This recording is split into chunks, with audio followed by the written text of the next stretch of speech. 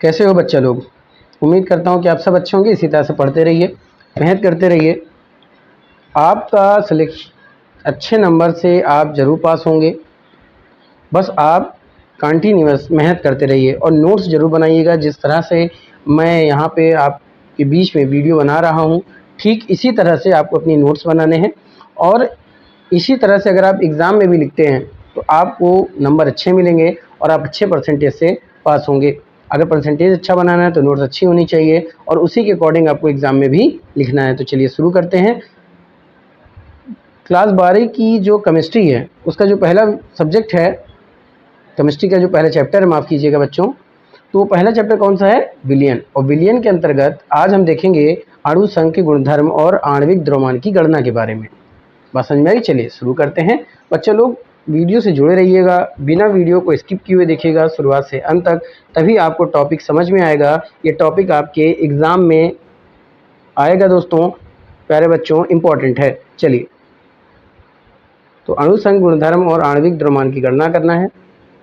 अगर आपने अभी तक फर्स्ट ईयर में भी अच्छे से नहीं पढ़ा है तो कोई बात नहीं। अगर आप इंटर के एग्ज़ाम के देने के इच्छुक हैं और देने वाले हैं, अगर आपको मन नहीं लग रहा है तो भी आप मन लगा के पढ़िए। आपको बहुत कुछ इस चैनल से, इस वीडियो से आपको हासिल होगा। अगर आप जीरो पे हैं तो आप जीरो से हाई लेवल तक पहुंच सकते हैं। चलिए देखते हैं। तो अणु संघ के गुणधर्म और आणविक द्रव्यमान की गणना। प्यारे बच्चों, किसी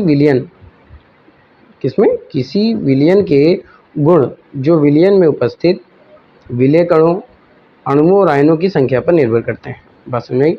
यानी किसी विलयन के ऐसे गुण जो विलयन में उपस्थित विलेय के कणों यानी अणुओं और आयनों की संख्या पर निर्भर करते हैं, तो ऐसे गुणधर्मों को अणु संघ के गुणधर्म कहा जाता है।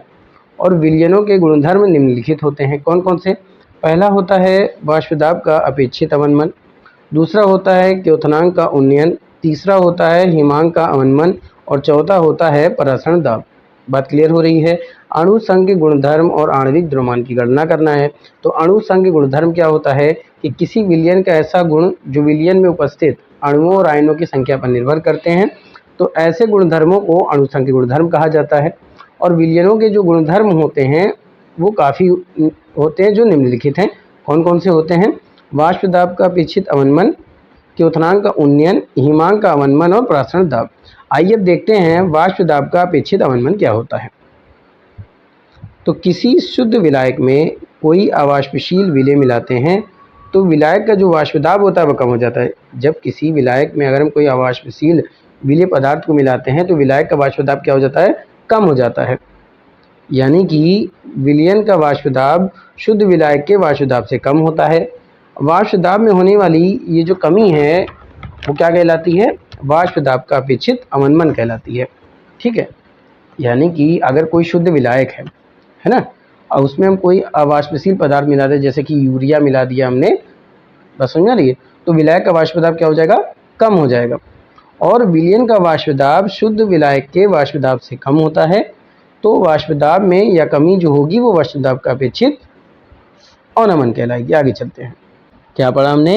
किसी शुद्ध विलायक में कोई अवाष्पशील अगर पदार्थ को मिलाया जाए, यानी कि जो वाष्प में परिवर्तित नहीं होते ऐसे पदार्थ को मिलाया जाए, तो विलायक का जो वाष्पदाब होता है वो कम हो जाता है। यानी कि विलयन का जो वाष्पदाब होता है वो शुद्ध विलायक के वाष्पदाब से कम हो जाता है। तो वाष्पदाब में ये जो कमी आती है उसे वाष्पदाब का अपेक्षित अवनमन कहा जाता है या कहलाती है। वाष्पदाब का अगर अपेक्षित अवनमन की बात किया जाए तो उसका फार्मूला क्या होता है? P0 minus P1 upon P0, जहाँ P0 क्या होता है? शुद्ध द्रव का वाष्पदाब होता है और P1 क्या होता है? विलायक का वाष्पदाब होता है। बात क्लियर हो रही है? P0 यानी कि P0 क्या होता है? शुद्ध द्रव का वाष्पदाब होता है और P1 क्या होता है? विलायक का वाष्पदाब होता है। और ये कैसे प्राप्त होता है अपेक्षित अवनमन, यानी कितनी कमी आई है यही तो जानेंगे। तो शुद्ध द्रव के वाष्पदाब से अगर हम विलायक के वाष्पदाब को घटा दें और शुद्ध द्रव के वाष्पदाब से भाग दे दें तो हमें वाष्पदाब का अपेक्षित अवनमन प्राप्त हो जाता है बच्चों। ठीक है, आगे देखते हैं। क्योथनांक का उन्नयन क्या होता है? प्रत्येक द्रव एक निश्चित ताप पर उबलता है। जिसे उसका क्योथनांक कहते हैं। यानी कोई द्रव है वो एक टेम्परेचर पे क्या होता है, उबलने लगता है, जिसे उसका क्योथनांक कहा जाता है। इस ताप पर द्रव का वाष्प दाब वायुमंडलीय दाब के बराबर हो जाता है। बात क्लियर हुई? यानी कि ऐसा ताप जिस पर कोई द्रव उबलने लगता है, उस पर द्रव का वाष्प दाब वायुमंडलीय दाब के बराबर हो जाता है। आगे देखते हैं।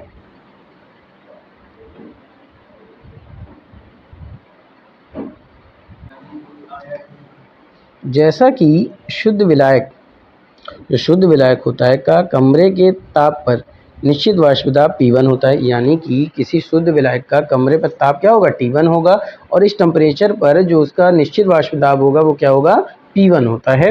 जब इसे गर्म किया जाता है, किसको, शुद्ध विलायक को, तब इसका वाष्प दाब धीरे धीरे बढ़ने लगता है। यानी कि जब शुद्ध विलायक का जो कमरे के टेम्परेचर पर निश्चित वाष्प दाब कितना होता है, P1 होता है। जब हम शुद्ध विलायक को क्या करते हैं, गर्म करते हैं, तो इसका जो वाष्प दाब होता है वो धीरे धीरे बढ़ने लगता है, और T2 टेम्परेचर पर जब इसका वाष्प दाब वायुमंडलीय दाब के बराबर हो जाता है, तब यह उबलने लगता है ना। T1 कमरे का टेम्परेचर था, पर जैसे ही हमने इसको गर्म किया, इसका टेम्परेचर बढ़ के कितना हो गया, T2 हो गया, और तब T2 पर इसका वाष्प दाब वायुमंडलीय दाब के बराबर हो जाता है, तब यह उबलने लगता है। और ये जो क्योथनांक उन्नयन होता है, इसे डेल्टा TB से प्रदर्शित किया जाता है। अगर हम क्योथनांक उन्नयन के सूत्र की बात करें, यानी कि बॉइलिंग पॉइंट की बात करें, तो उसका सूत्र क्या होता है, डेल्टा TB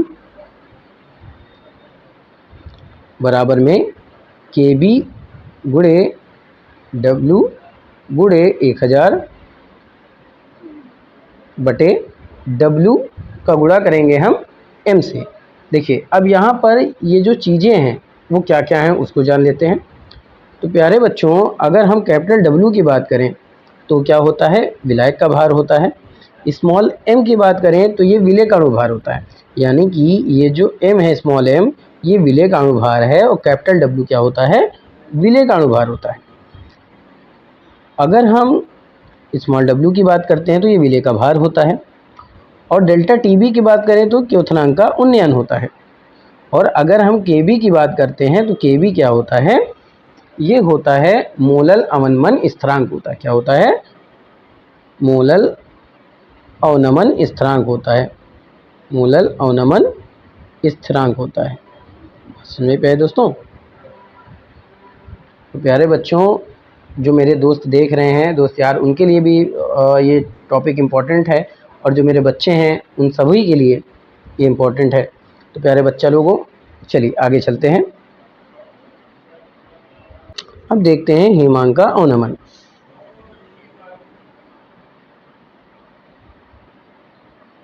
एक चीज़ आप लोगों को बताना चाहूँगा प्यारे बच्चों, यहाँ पे मैंने आपको KB बताया कि KB क्या है, मोलल अवनमन स्थिरांक। जी नहीं बच्चों, ये गलत होगा, माफ़ कीजिएगा, मैं माफ़ी चाहता हूँ। KB का जो होता है वो होता है क्योथनांक उन्नयन स्थिरांक। ये होता है उन्नयन स्थिरांक। क्या होता है, उन्नयन स्थिरांक होता है ये उन्नयन स्थिरांक होता है। ठीक है, याद रखिएगा, उन्नयन स्थिरांक होता है। KF जो होता है वो मोलल अवनमन स्थिरांक होता है। चलिए आगे चलते देखते हैं हिमांक का अवनमन। जब किसी विलायक में कोई अवाष्पशील विलेय को मिलाते हैं तो वाष्प दाब में कमी के साथ साथ हिमांक में भी कमी आ जाती है। ठीक है, क्या होता है कि यानी कि जब हम किसी विलायक में अवाष्पशील पदार्थ को मिलाते हैं तो वाष्प दाब में तो कमी तो होती ही है, पर साथ में उसके हिमांक में भी क्या होती है, कमी हो जाती है। हिमांक में इस कमी को हिमांक का अवनमन कहा जाता है। ठीक है, वहाँ पे क्या होता है, टेम्परेचर बढ़ रहा था और वाष्प दाब क्या हो रहा था, कम हो रहा था, और यहाँ पे क्या हो रहा है कि मिलाने पर वाष्प दाब में कमी तो हो रही है, लेकिन साथ साथ हिमांक में भी कमी हो रही है।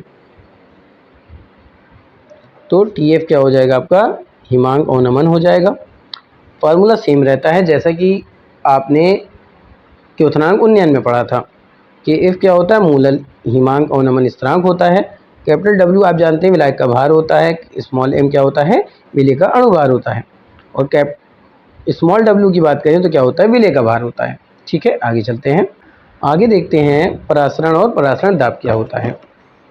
तो प्यारे बच्चों, जब किसी विलयन को अर्धपारगम्य झिल्ली के द्वारा शुद्ध विलायक से अलग रखा जाता है, ठीक है, यानी जब किसी विलयन को अर्धपारगम्य झिल्ली के द्वारा शुद्ध विलायक से अलग रखा जाता है, तब विलायक के कण झिल्ली में से होकर विलयन में बहने लगते हैं और तब तक बहते हैं जब तक कि झिल्ली के दोनों ओर विलयन का सांद्रण बराबर नहीं हो जाता। इस क्रिया को परासरण कहते हैं। यानी कि ध्यान से समझिएगा कि अगर एक तरफ पानी है, ठीक है, और एक तरफ पानी और बालू का मिश्रण है और बीच में क्या लगी हुई है, अर्धपारगम्य झिल्ली लगी हुई है। यहाँ क्या लगी हुई है, झिल्ली लगी है, याद रखिएगा, यहाँ झिल्ली लगी हुई है और ये पानी है। दोनों को क्या रखा गया, अलग रखा गया है। धीरे धीरे क्या होगा कि इसमें से जो बालू और जो पानी है वो पानी रिस रिस के झिल्ली के द्वारा पानी की तरफ बढ़ेगा और पानी का जो सांद्रण है वो क्या होगा, बढ़ता चला जाएगा। ठीक है, क्या हो जाएगा, बढ़ता चला जाएगा। और इससे क्या होगा कि एक तरफ बालू और पानी दोनों क्या हो जाएगा, दोनों का सांद्रण इक्वल हो जाएगा। तो इस क्रिया को क्या कहा जाता है, परासरण कहा जाता है। ठीक है, विलयन पर आरोपित ऐसा प्रेशर जिसके कारण विलयन का वाष्प दाब बढ़कर विलायक के वाष्प दाब के बराबर हो जाता है, विलयन का परासरणी दाब कहलाता है। यानी कि कोई ऐसा प्रेशर होगा जिससे जो आपका पानी है वो बालू और पानी के मिश्रण से पानी जो है रिस रिस करके झिल्ली के द्वारा किसमें पहुंच जाएगा, पानी वाले पात्र में पहुंच जाएगा। उसी प्रेशर को क्या कहा जाता है, विलयन का परासरणी दाब कहा जाता है। बात समझ में आ रही बच्चों? चलिए आगे चलते हैं। आगे देखते हैं विसरण और परासरण में अंतर क्या होता है। ये आपका विसरण है और ये आपका परासरण है। ठीक है, चलिए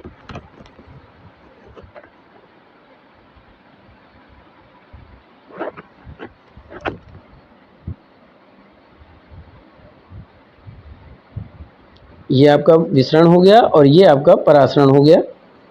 गलत लिख दिया था मैंने, परासरण होगा ये क्या होगा, परासरण। तो विसरण और परासरण में क्या अंतर होता है इसको देखते हैं। तो पहला क्या कह रहा है कि किसी भी प्रकार का जो पदार्थ होता है वो उच्च ऊर्जा या सांद्रता वाले क्षेत्र से निम्नतम ऊर्जा या सांद्रता वाले क्षेत्र की ओर गति करता है। यानी कि विसरण के लिए जो पदार्थ होता है वो होता है उच्चतम ऊर्जा वाले सांद्रता से निकलकर निम्नतम ऊर्जा वाले सांद्रता के क्षेत्र की ओर गति करता है। अगर हम परासरण की बात करें तो जल या कोई अन्य विलायक उच्च ऊर्जा या सांद्रता वाले क्षेत्र से, यानी उल्टा है, ठीक है ना, केवल जल या कोई अन्य विलायक ही, उसमें क्या होता है सभी प्रकार का कोई भी पदार्थ हो सकता है उच्चतम ऊर्जा से निम्नतम जाएगा। लेकिन परासरण में क्या है, केवल जल या कोई अन्य विलायक ही उच्च ऊर्जा या सांद्रता वाले क्षेत्र से निम्न ऊर्जा या सांद्रता वाले क्षेत्र में जाता है। ठीक है, आगे देखते हैं। अगला अंतर है कि विसरण किसी भी माध्यम में हो सकता है, चाहे वो तरल हो, ठोस हो, गैस हो। ठीक है, लेकिन परासरण केवल तरल माध्यम में ही होता है। ठीक है, यानी परासरण के लिए ये कंडीशन है कि वो केवल लिक्विड फॉर्म में होगा तभी परासरण की क्रिया होगी। लेकिन मिश्रण के लिए क्या है कि वो ठोस भी हो सकता है, गैस भी हो सकता है ना।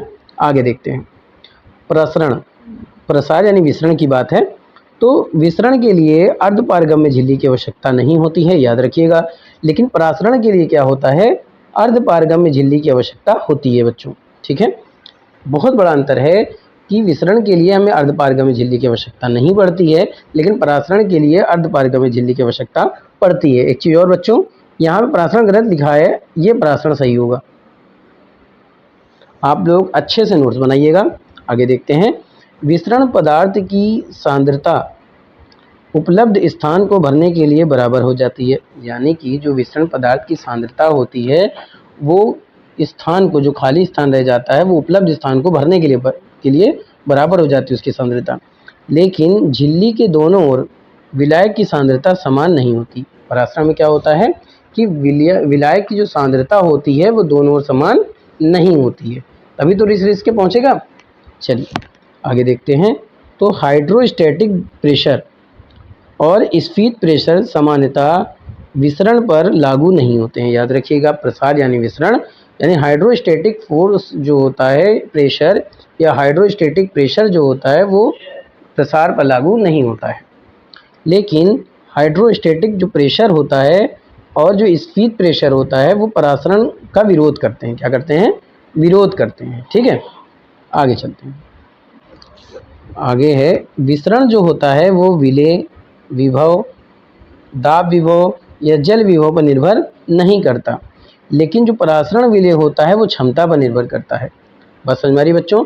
विसरण जो होता है वो विलेय विभव, दाब विभव या जल विभव पर निर्भर नहीं करता, लेकिन जो परासरण होता है वो विलेय की क्षमता पर निर्भर करता है। आगे देखते हैं। प्रसार मुख्यतः अन्य कणों की उपस्थिति पर निर्भर करता है। अच्छा, परासरण की बात किया जाए बच्चों तो परासरण मुख्यतः विलायक में घुले विलेय कणों की संख्या पर निर्भर करता है। बस समझ में आ रही है? परासरण क्या होता है? ये विलायक में घुले हुए विलेय के कणों की संख्या, यानी कि कोई विलायक है, अब उसमें विलेय की मात्रा जो घुली उसमें कितने कण हैं उनकी संख्या पर निर्भर करता है। और प्रसार क्या होता है? वो अन्य कणों की उपस्थिति पर निर्भर करता है। अगर हम विसरण की बात करें तो एक निष्क्रिय क्रिया है और परासरण एक सक्रिय क्रिया। माफ़ कीजिएगा बच्चों, इसमें गलत लिखा है।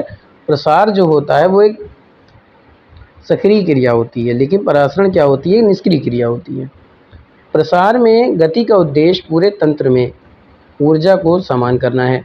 बात समझ में आ रही है? प्रसार में गति का जो उद्देश्य होता है वो पूरे तंत्र में सांद्रता को समान करता है, लेकिन परासरण की क्रिया विलायक की सांद्रता को समान करने का प्रयास करती है या इसमें सफल नहीं होती। ठीक है, देखिए ऐसे समझिए कि कोई दो पात्र हैं और दोनों पात्रों को हमने क्या किया है? एक अर्धपारगम्य झिल्ली से जोड़ रखा है।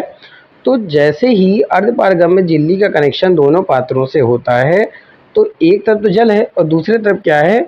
बालू और पानी का मिश्रण है। तो उस जाली से बालू तो अंदर नहीं जा पाएगा, वो बालू छन के बाहर ही रह जाएगा, और जो जल है उसके कण धीरे धीरे पानी वाले की तरफ पात्र में जाने लगेंगे, जिससे क्या होगा?